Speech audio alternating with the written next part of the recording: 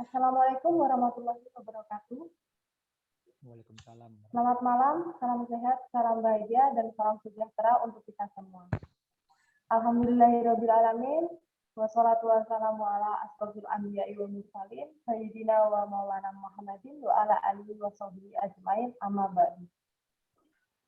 Pertama-tama, marilah kita panjatkan puja dan puji syukur atas kehadirat Allah Subhanahu wa taala yang selalu senantiasa melimpahkan rahmat, taufik serta hidayahnya, sehingga pada kesempatan yang bahagia ini kita bisa diberikan kesempatan untuk dipertemukan dalam acara webinar urgensi literasi digital bagi masyarakat di era digital.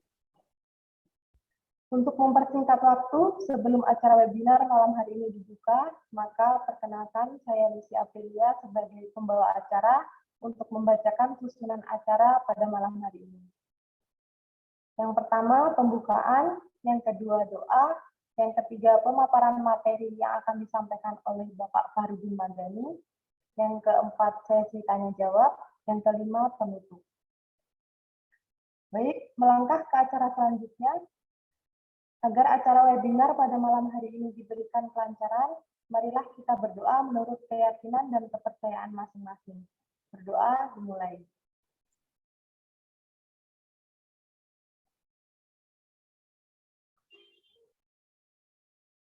Selesai. Untuk mempersingkat waktu, marilah kita mulai acara pada malam hari ini, yaitu pemaparan materi webinar sekaligus diskusi dan tanya-jawab kepada Bapak Faridin Madani. Kepada beliau, waktu dan tempat kami persilahkan. Terima kasih banyak, Ibu Lucy Aprilia. Assalamualaikum warahmatullahi wabarakatuh. Salam sejahtera buat kita semua. Waalaikumsalam warahmatullahi wabarakatuh. Terima kasih kepada teman-teman semua yang sudah menyempatkan hadir pada malam hari ini untuk mengikuti webinar urgensi literasi digital bagi masyarakat di era digital. Semoga apa yang saya bawakan malam hari ini bisa menjadi sesuatu buat kita semua dan menjadi pelajaran dan tambahan ilmu pengetahuan buat kita semua. Oke, untuk mempersingkat waktu, mungkin saya akan memulai untuk webinar malam ini dengan materi urgensi literasi digital bagi masyarakat di era digital. Selanjutnya, kita mulai. Literasi digital. Literasi digital adalah pengetahuan dan kecakapan untuk menggunakan media digital, alat-alat komunikasi, atau jaringan dalam menemukan, evaluasi, menggunakan, membuat informasi, dan memanfaatkannya secara sehat, bijak, cerdas, cermat, tepat, dan patuh hukum dalam rangka membina komunikasi dan interaksi dalam kehidupan sehari-hari. Selanjutnya, perkembangan media digital. Secara umum, media dapat dikelompokkan menjadi dua, berdasarkan pola komunikasinya, yaitu media konvensional yang mungkin kita kenal dengan namanya koran, majalah, dan lain sebagainya. Dan sekarang muncul ada media digital. Mungkin kita melihatnya dari karakteristik media massa dan media digital. Dari konvensional beralih ke Internet of Things, dan sekarang kita mengenal dengan media digital, ada smart TV, ada TV-TV digital. Jadi ya banyaklah perubahan dari awalnya konvensional menjadi sekarang era digital. Selanjutnya kita beralih ke dampak teknologi digital yang kita lebih kenal dengan smart people. Semua teknologi digital diciptakan untuk mendapatkan manfaat, tetapi tidak bisa dipungkiri juga memiliki dampak negatifnya. Ada beberapa dampak negatif bagi pengguna teknologi digital, terutama bagi anak usia dini. Kita mengenal sekarang ada Facebook, ada Twitter, ada WhatsApp, ada YouTube, ada Google, ada Twitter, yang mungkin dibutuhkan kontrol dari orang tua buat anak-anak di usia dini, sehingga tidak menjerumuskan anak-anak ke sesuatu yang negatif dalam penggunaan teknologi digital. Karena apalagi sekarang di masa COVID-19 ini, kebanyakan semuanya dilakukan dengan daring atau digital, yang membuat kontrol orang tua akan jauh lebih diharuskan untuk mengawasi anak-anak usia dini. Selanjutnya, sekarang ada grafik penggunaan medsos berdasarkan usia. sumber dari Statiska 19 Februari 2020. Kita bisa lihat ada pengelompokan usia laki-laki dan perempuan. Usia 13 tahun sampai 17 tahun. Laki-laki 6,2%, sedangkan perempuan 7,1%. Di umur 18 sampai 24 tahun, laki-laki ada di 16,1%, perempuan ada di 14,2%. Lanjut di 25 sampai 34 tahun, itu laki-laki ada di 20,6% dan perempuan ada di 14,8%. Ini adalah di usia 25 sampai 34 adalah zona yang kebanyakan menggunakan medsos itu dengan grafik yang paling terbanyak. Dilanjutkan dari ke 35 sampai 44 tahun, dia ada di laki-laki itu ada di 7,1%, perempuan ada di 5,4%. Di umur di 45 sampai 54 itu ada laki-laki di 2,8%, perempuan di 2,1%. Next di 55 sampai 64 tahun itu ada di 0,8% untuk laki-laki dan perempuan ada di 0,6%. Dan di 65 tahun ke atas itu ada laki-laki 1,4% dan perempuan 0,8%. Jadi ini adalah grafik yang digunakan diambil dari sumber dari Statiska pengguna medsos berdasarkan usia. Next. Kalau kita berbicara tentang output dan target atau goalnya, output utama dari kegiatan yang dilakukan dalam webinar ini adalah bagaimana masyarakat di era digital ini dapat memahami dan menyaring kebenaran setiap informasi yang didapatkan, atau dikenal dengan namanya ada yang hoax atau apalah namanya yang sekarang bahasa trennya anak-anak sekarang. Hal ini dilakukan untuk mengedukasi masyarakat agar mampu mengaplikasikan informasi yang didapat dalam kehidupan sehari-hari. Next. Target pencapaian. Dengan adanya kemampuan literasi digital, masyarakat akan cenderung memiliki kemampuan berpikir kritis dan kreatif, serta memiliki pola pemikiran yang berbeda karena tidak adanya keterbatasan dan dalam mendapatkan pengetahuan. Masyarakat yang berhasil memiliki kemampuan literasi digital yang baik akan mampu menerima dan mengolah informasi dan membuat aplikasinya informasi tersebut secara benar, sehingga masyarakat tidak mudah menerima informasi yang tidak benar serta mampu menghindari resiko terjebak dalam cybercrime. Oke, next. Jadi sekarang masyarakat butuh pemahaman terhadap pemanfaatan literasi.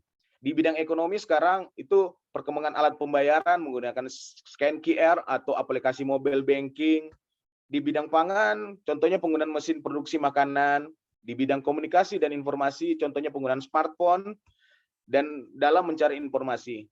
Di bidang teknologi dan transportasi, sekarang sudah dikenal dengan penggunaan e-toll untuk pembayaran jalan tol tanpa uang tunai. Next. Pemanfaatan teknologi literasi di bidang kesehatan, contohnya penggunaan aplikasi mendaftar rumah sakit tanpa harus datang langsung, atau ada pula aplikasi konsultasi dengan dokter yang mungkin dikenal dengan Halodoc, tanpa harus bertemu dengan dokternya, pembayaran BPJS Kesehatan yang kita nggak perlu lagi harus datang ke BPJS Kesehatan, kita hanya tinggal membayar dari aplikasi smartphone kita. Di bidang keuangan kayaknya adalah bidang yang dimana awal mulanya kebanyakan aplikasi digital itu digunakan seperti ATM, mobile banking, internet banking, dompet elektronik, atau fintech lending, atau bisa dikenal sebagai perusahaan pinjaman online atau yang lebih dikenal dengan pinjol.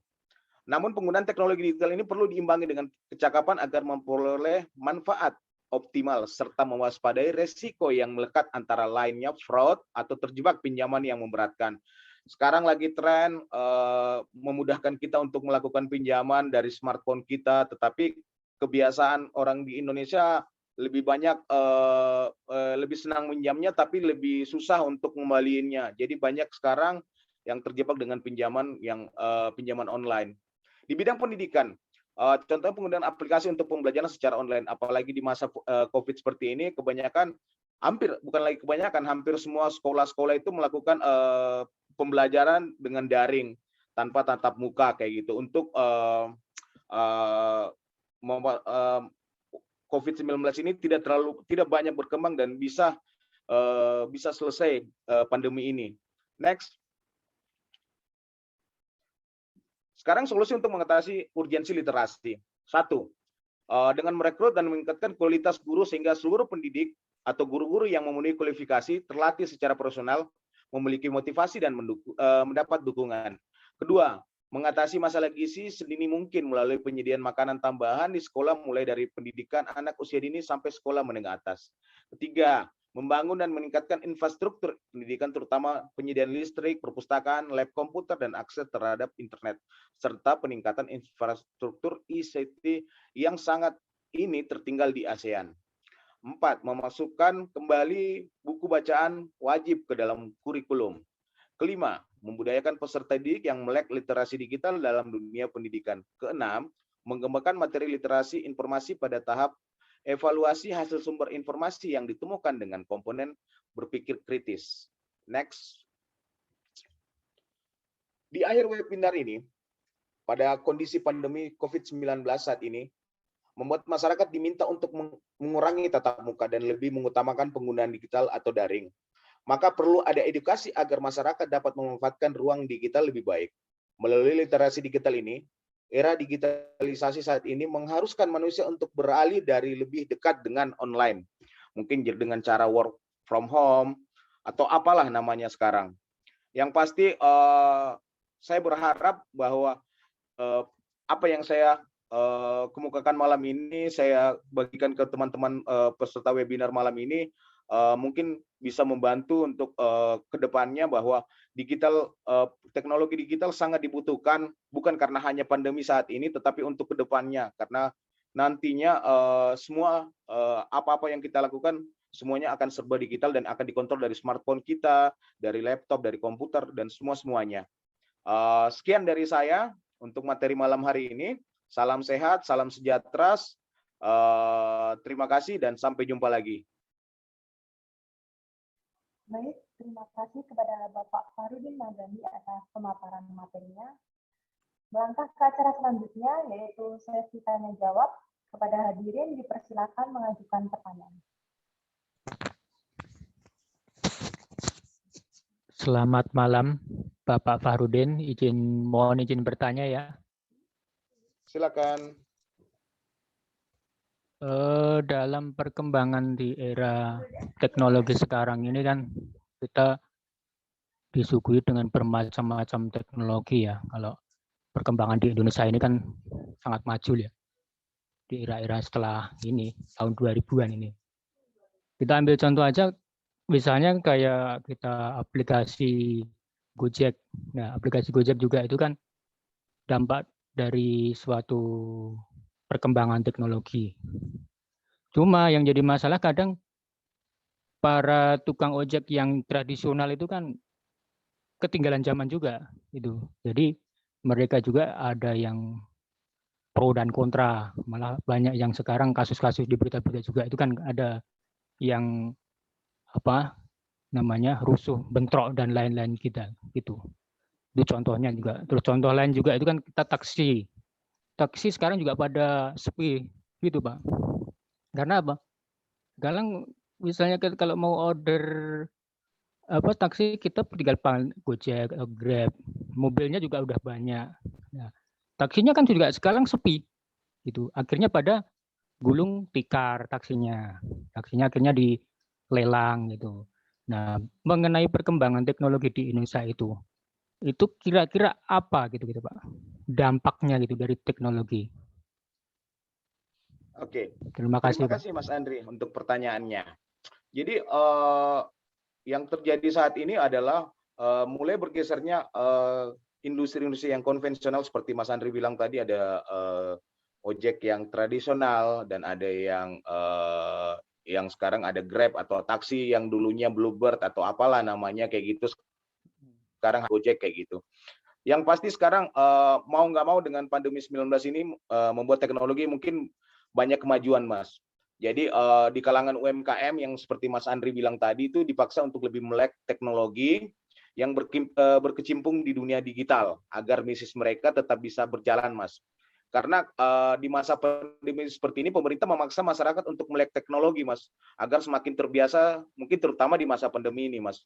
Karena kalau kita tidak bisa mengikuti arusnya juga, tidak bisa mengikuti masa yang sekarang ini, kita pasti akan bergeser kayak gitu mungkin, Mas, sejauh yang saya pahami dan anunya. Tapi semuanya kembali tergantung dari pemerintahnya, Mas. Karena sekarang walaupun sudah ada teknologi juga, ketika dengan masa pandemi ini, apalagi diberlakukan PPKM yang level 1 atau level 4, itu sama juga bisa membunuh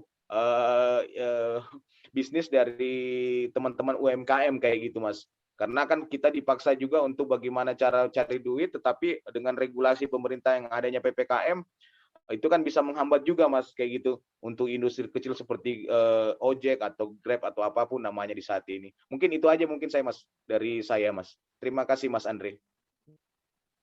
Terima kasih kembali Pak Fahrudin. Sangat jelas dan membantu sekali. Iya, sama-sama, Mas. Baik, terima kasih kepada Bapak Andi. Kemudian untuk peserta lainnya, jika ada yang perlu ditanyakan, dipersilahkan.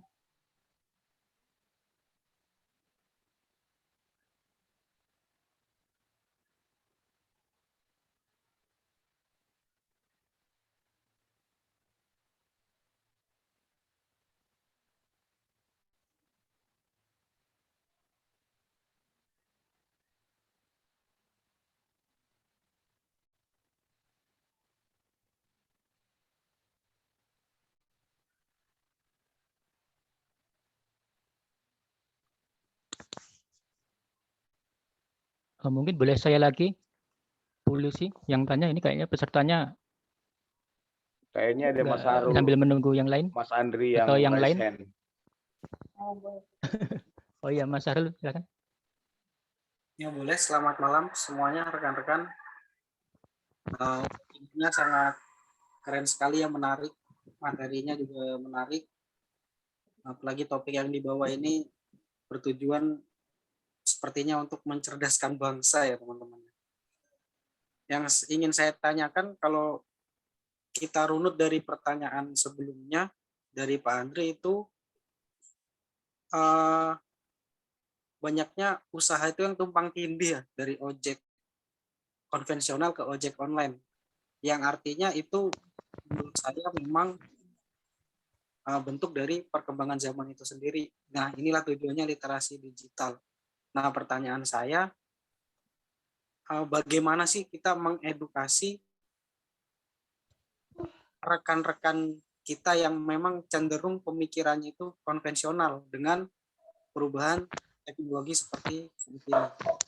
Tuh, terima kasih.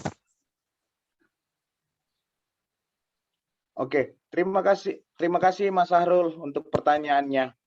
Yang pasti di era digital ini kita harus lebih melek teknologi, Mas.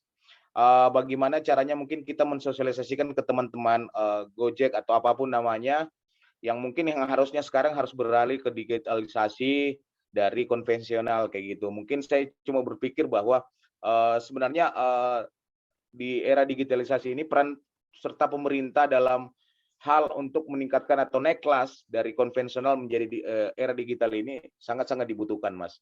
Karena kita juga kasihan dengan teman-teman di UMKM bahwa yang harus atau tidak pernah tahu tentang digitalisasi, Mas, harus dipaksa untuk melek teknologi kayak gitu. Mungkin pemerintah akan kalau dikasih sosialisasi ataupun namanya mungkin edukasi, mungkin mereka semakin terbiasa untuk bisa menjadi lebih melek dengan teknologi. Mungkin itu aja Mas Sahrul dari saya, Mas. Terima kasih Pak Warudin. Ya. Sangat membantu. Semoga webinarnya bermanfaat untuk. Amin, amin Mas. Alhamdulillah. Terima kasih banyak Mas Sahrul. Baik, terima kasih semuanya. Sampailah kita ke penghujung acara. Sebelum kita tutup acara pada malam hari ini, saya selaku pembawa acara pertemuan webinar urgensi literasi digital bagi masyarakat di era digital pada malam hari ini, memohon maaf yang sebesar-besarnya apabila ada tutur kata yang kurang berkenan di hati Bapak atau Ibu sekalian. Sekian, wabillahi taufiq wal hidayah, ridho wal inayah. Wassalamualaikum warahmatullahi wabarakatuh. Waalaikumsalam Waalaikumsalam warahmatullahi Waalaikumsalam wabarakatuh. warahmatullahi wabarakatuh. Terima kasih Bu Lucy.